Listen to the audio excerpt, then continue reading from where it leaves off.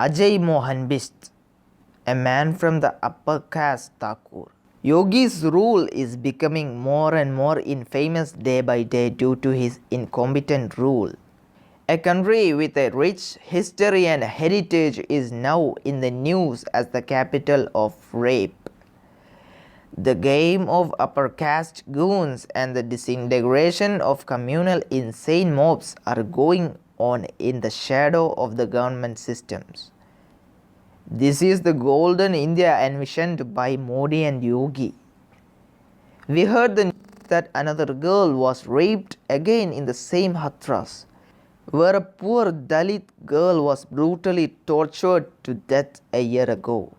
How quickly we forgot to read the picture and news of the girl's father being shot dead by the accused in the case and the girl carrying the coffin of her murdered father. We are now beginning to accept that it is just normal so as not to upset anyone. The man was shot and killed after he complained to police about his daughter's protection.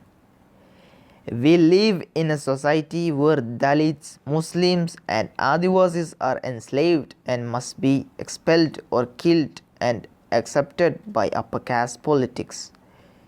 This is the Hindu country they dreamed of. In that Sangistan, only the Brahman and the cow distinguished citizens. Honorable courts of justice work as a broker who asks the victim if he or she is willing to be the rapist's mistress.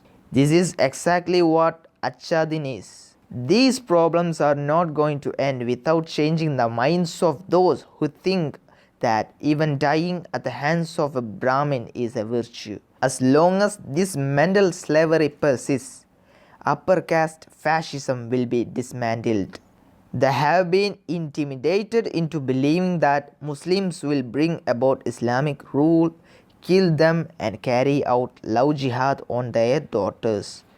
The NRC has been implemented and all Muslims have been driven out and they have been promised a beautiful Ramarajya with their property and houses.